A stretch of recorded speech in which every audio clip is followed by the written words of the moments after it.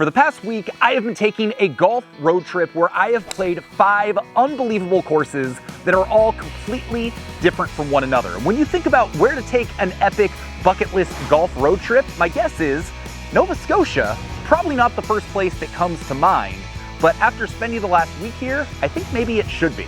In this video, I'm going to tell you about 5 of the best golf courses in Nova Scotia. I'm going to tell you what it's been like visiting the country and help you figure out if this is the best place for you to take your next golf trip.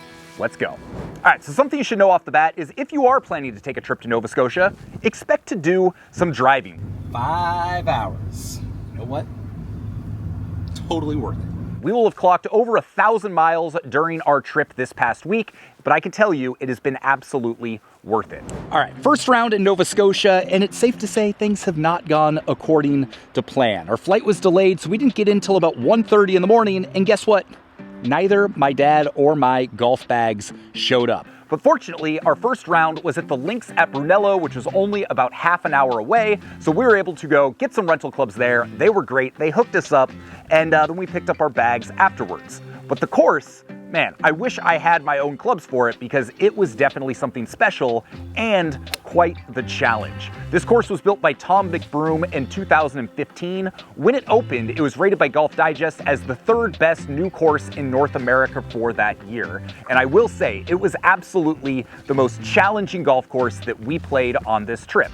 The 3rd hole was definitely a standout for me. It's a big 600 plus long par 5 going straight up a hill. But when you stand on that tee box, it was like, okay, we are someplace special. It was worth the trip to play golf holes like this. All right, 3 thoughts on the Links Brunello.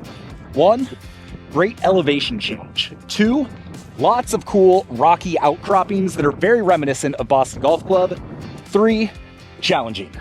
This course is kicking our butt. But it's really cool because this is a completely different style of course than the ones we're going to see over at Cabot, at Highlands. So it's a really nice introduction to Nova Scotia golf and honestly, really enjoying it. The 15th was also a memorable par 5 with really scenic views and a lot of different ways to play the hole. My favorite par 3 was probably the 17th, which is a downhill mid-range par 3 that I tried to make par on and I don't know, let's go see if I succeeded or not. All right. Par 3, 17th hole here at the Links at Brunello. Now that I've got a chance to warm up with my solid rental clubs, let's see if I can make a par. This is playing about 180 yards, and the closest thing I have played to this is Boston Golf Club or maybe Pound Ridge outside New York City. These rocky outcroppings that are all over the course are probably the most unique aspect of the course here. And honestly, they've just made it a ton of fun, and in some cases, also kind of challenging as well. So let's see if we can finish strong and make a good score here. Leaking a little right. See if we, yeah, big bounce. Okay, we got chip ahead of us, but nothing we can't work with. Okay, so less than ideal, but we can work with this. We can work with this. We're just gonna go chip it up close, make a nice little par, and get out of here. All right. Okay. Hit it. These greens are quick out here. That thing just kind of kept going. I thought that was about perfect. I don't know how I feel about this, but we're still going to do good. I got a feeling we're going to make this right now. All right. Rolled off a little bit, but that's okay. Got about 20 feet here. Go knock it in.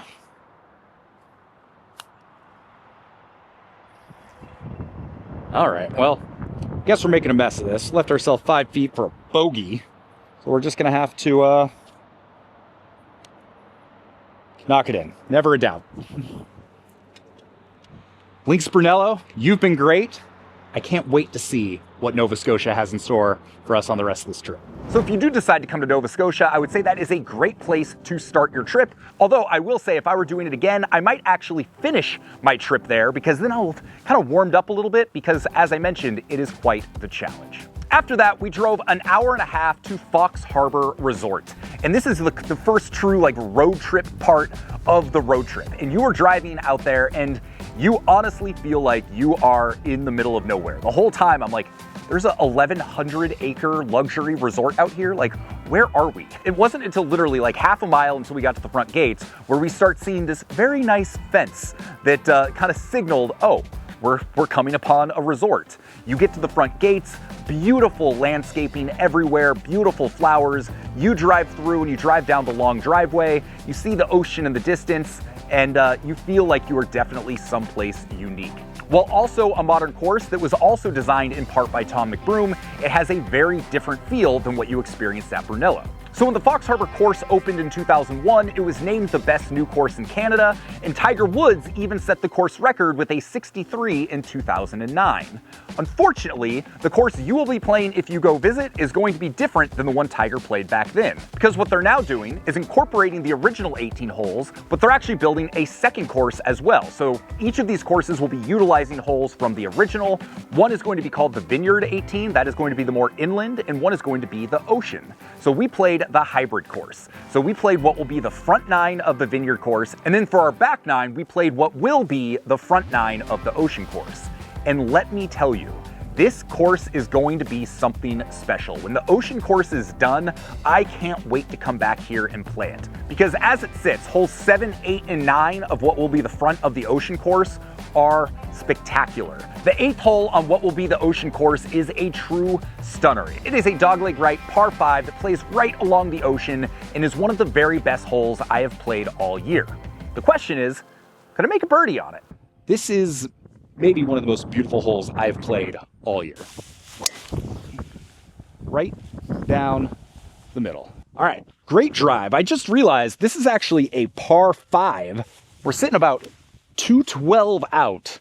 So we actually, if I had a good shot here, have a chance to do something special. I'm not saying that's what's going to happen, but let's see what we can do.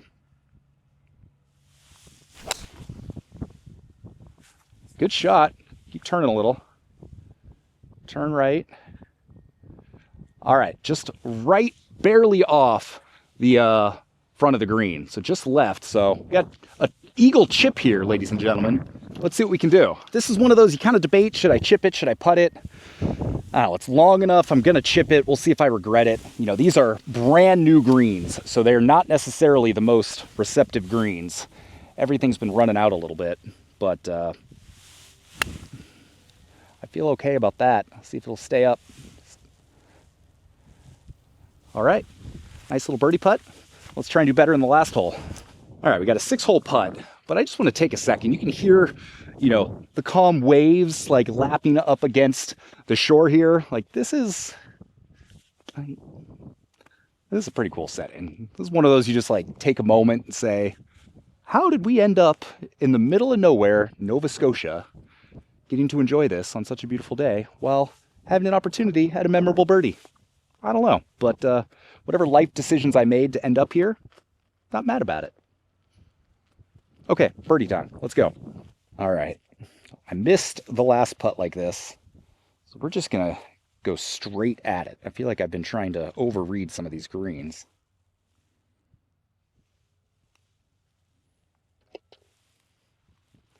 Nailed it. There we go. 17th hole of the day. First birdie. Life's good.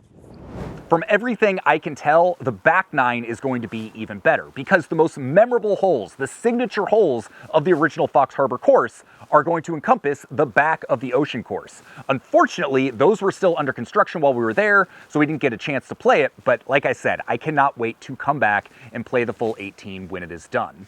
Also, if you're looking for a true luxury resort experience while you're in Nova Scotia, this is the place to go. So not only do you have a fine dining restaurant, you have an unbelievable spa with a brand new aquatherapy setup that's got a steam room, and it's got showers, and it's got a cold plunge, and it's got a sauna overlooking the ocean. They've got a big salt wall that you can sit in and just relax and get all the benefits of a salt wall, whatever that is. But regardless, it is very, very nice. The rooms are truly 5-star, and if you have your own plane, they've got their own landing strip to make getting there just a little bit easier. From Fox Harb'r, it was a 3-hour drive to Cabot, Cape Breton, which is without a doubt, objectively, one of the very best golf resorts in the entire world. Whether you know anything about the broader Nova Scotia region or not, I'm willing to bet you have probably heard of Cabot. There are two courses, the Lnks and the Cliffs, both of which are top 100 in the world. That makes it one of only 2 golf resorts in the entire world to have at least 2 courses on that list. The other one being, you guessed it, Bandon Dunes. And I gotta say, so much about Cabot really does feel like it is the Bandon of the North. There are a couple differences though. For instance, Cabot sits right in the center of the town of Inverness. How this course was built in 2011 originally and 2016 for the Cliffs course, how this was built right in the center of this town on the ocean is just kind of mind-boggling. The land used to be a coal mine. It had closed in like the 50s, fallen into disrepair, it was ugly, and they did a land reclamation project years ago. All of a sudden after they did that, it became very attractive for golf. And considering the town hadn't been doing quite as well as they had in years past, they got on board, and the lengthy process of getting approval to build a golf course in the town on the ocean, fortunately for us, went through. Now Inverness is thriving because of it, and the golf resort is one of the most impressive I have visited. So the Lnks course was the original course that was built in 2011. It was designed by Rod Whitman, and it truly feels like it has been there for 100 years. In fact, it was the first true Lnks course that was built in the entire country of Canada. There's ocean views on every single hole on the course, and it is only a par 70, which is kind of unique. Some of my favorite holes include the Harb'r hole, which is a par 4-6 that basically is off all the way on the far side of the course in a little like cove by itself, with a harbor sitting right behind the green that juts out into the water. You have the option of biting off as much as you want on your tee shot to try and get it up near the green, or you can lay back with an iron and give yourself a longer approach. Not only is it a beautiful hole, but it is a very strategic and well-designed hole as well. The par 4 14th, which is the highest point on the property, is also right on top of what used to be the old mine shaft. This hole is also their nod to the par 3 7th at Pebble Beach. It plays barely 100 yards, but depending on what the wind is doing, you can use just about any club in your bag. It goes straight out towards the ocean and is one of the most beautiful holes you will ever play. The Cliffs course, on the other hand, was built by Corin Crenshaw in 2016, and honestly, it feels nothing like the Lnks course. 2 completely different golf courses. And I say this in all my videos, I think that's one of the best things you can do if you've got a course or a resort that has multiple courses, is to have very different golf experiences. And the experience between the Lnks and the Cliffs are about as different as it gets. Cliffs, first impressions, absolutely stunning. Big, bold features, really, really fun golf holes. So far, personal opinion, having only seen half of Cliffs, but knowing what's to come, I think this gets my nod. Generally, in most rankings, the Cliffs course ranks a little bit higher than the Lnks, and from the surface, it's not hard to see why. It has some of the most fun and memorable holes I have ever played. It also is fairly unique in the sense that it has 6 par 3s, 6 par 4s, and 6 par 5s.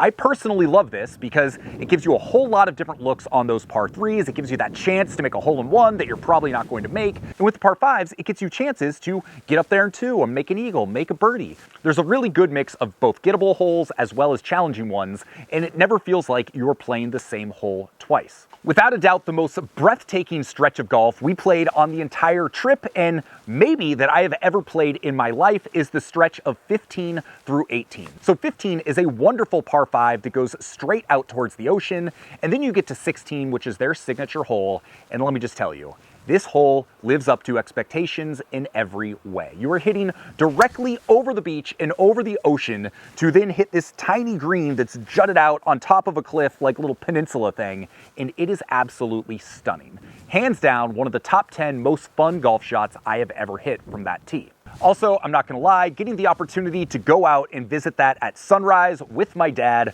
definitely one of the cooler golf moments I've had in my travels. Continuing with the theme of fun tee shots, you get to 17, once again hitting it directly over the water, over the beach, to a fairway that then swoops straight back down towards the ocean. The approach shot is definitely one of the quirkier ones on the course, but is also one of the most fun. And then on 18, you have a par 5 that runs all the way along the ocean. It is absolutely beautiful. Slice one right and you can ruin your round, but hit a couple good shots and you can definitely have a shot at birdie.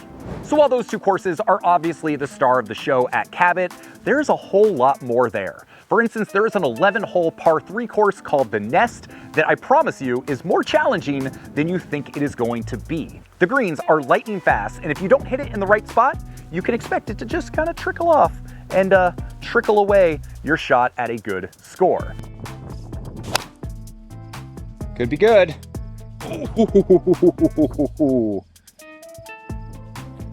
Gave it a shot. Gotta say, the Nest is exactly what you want to see at a golf resort. It's 11 holes. You can play it in an hour, hour and a half. You come out here with your friends. You know, you don't need anything more than like a wedge or a 9-iron at most. It's the perfect, we don't quite have time to play 36, but we want some more golf. You come out here, you have a good time. And did I mention there's night golf? The only thing cooler than a great par 3 course at a resort is night golf at a great par 3 course at a resort. And that's what you get to do at the Nest. 11-hole par 3 course that you can also play under the lights.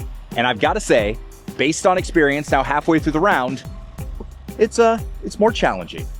All right, so a little bit harder to find your ball at night, but fortunately we were just right on the edge of the fescue here. We still have a solid chip. We can still make par. All right, just up and in, nice and easy.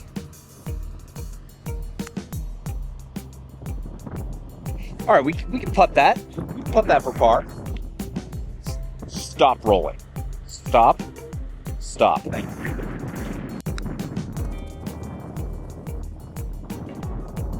Did I say challenging? Easy. Easy game. Take that bogey, call it good. Night golf, man. Between the lights and not being able to find your ball and, you know, a little extra wind, it's not easy. It's not an easy course to begin with, but I will say it's a hell of a lot of fun. One thing that I did think was unique about Cabot when compared to Bandon is that there's actually quite a bit of stuff to do. Not only are you right in the town of Inverness, but they have a game room, they have tennis courts, they have axe throwing, they have all these extra activities that just kind of surprised me and I wasn't expecting. The accommodations are also fantastic as well. We had a 2-bedroom cottage with our own fire pit where we could look out on this beautiful view, and if you get one of the hotel rooms at the Lnks, there's a good chance you're going to have a view of the course and the ocean. They really did a good job of designing their accommodations to factor in the spectacular views. Overall, Cabot absolutely lived up to expectations. It is 100% worth the trip just for that. But believe me, it is worth doing all of the other stuff we talked about in this video to really round out the trip. I will have a full Cabot video coming up soon, so I'll make sure to link to it below when it goes live.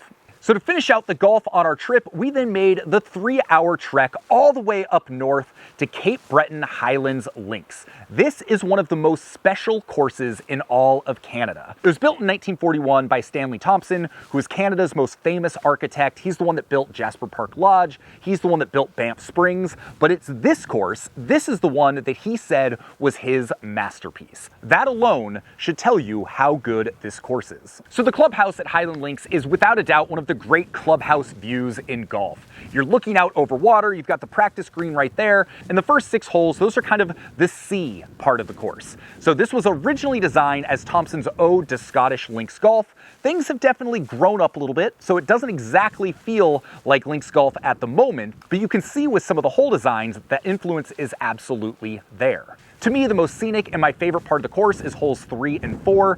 3 is an absolutely stunning par 3 that goes over water that is heavily guarded behind bunkers, and 4 is a short par 4 with a volcano green. So this is one of those design features that you just don't see all that often. It's a big push-up green with bunkers right below it, and it reminded me of one of the holes that I played at the King's course at Glen Eagles, although I think that was a par 3, but this green setting is absolutely stunning. One thing that's really unique about this course is it has an out and back routing.